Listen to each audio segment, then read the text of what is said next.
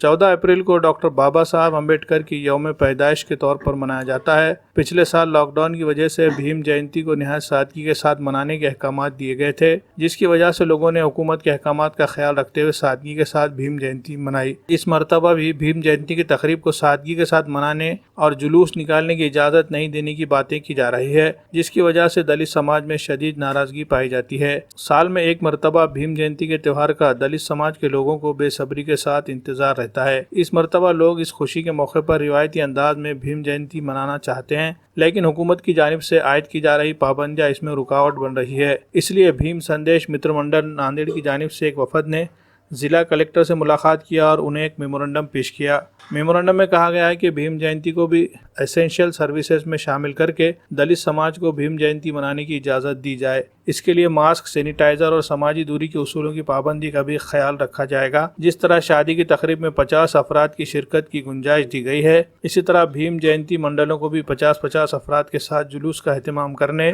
और डॉक्टर बाबा साहब अम्बेडकर के मुजस्समों को फूलों के जरिए खिराज पेश करने की इजाज़त दी जाए। इसके लिए इंतजामिया की जानिब से बाज़ाब्ता तहरीरी तौर पर अहकाम जारी करने का भी मुतालबा किया गया। अध्यक्ष तथा जिल्हाधिकारी साहेब नांदेड़, जे की डिझास्टर मॅनेजमेंट ॲक्ट 2005च्या अंतर्गत स्थापन झालेली समिती आहे, अथॉरिटी आहे, तर त्यांना आम्ही निवेदन दिलं आहे की भीमजयंती उत्सव हा अत्यावश्यक सेवेमध्ये घोषित करण्यात यावा आणि मर्यादित लोकांच्या उपस्थितीमध्ये भीमजयंतीचा उत्सव साजरा करण्याचं आपल्या आदेशामध्ये नमूद करून एक सुधारित आदेश काढावा, अशा विषयानं आम्ही हे निवेदन दिलं आहे। त्याच्यामध्ये संदर्भ घेतला आहे की मागचा जे दिनांक 4 तारखेचा महाराष्ट्र शासनाचा आदेश आहे, त्या आदेशामध्ये भीमजयंतीच्या संदर्भानं कोणतीही तरतूद केलेली नाही।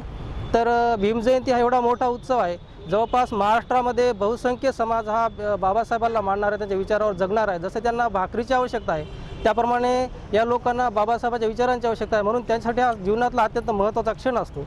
आणि तो क्षण 14 तारखेला निदान मर्यादित संख्येमध्ये एका प्लेसला साजरा करण्याची महाराष्ट्र शासनाने तशी आदेशामध्ये परवानगी द्यायला पाहिजे होती, दिली नाही। म्हणून आम्हाला असं निवेदन याच्या माध्यमातून शासनातर्फे असं विनंती करायची आहे की डिझास्टर मॅनेजमेंट ॲक्ट ह्या कायद्याच्या अंतर्गत शासनाला तसे पॉवर्स आहेत, तसेच मान्य अध्यक्ष तथा जिल्हाधिकारी साहेब नांदेड यांनासुद्धा पॉवर्स आहेत की लोकलच्या परिस्थितीनुसार त्यांनी कोणतीही एखादी बाब ही एसेन्शियल सर्व्हिसेसमध्ये त्यांना घेता येते। म्हणून भीमजयंती ही अशी बाब आहे की ज्यांना एसेन्शियल सर्व्हिसेसमध्ये घेतलं पाहिजे।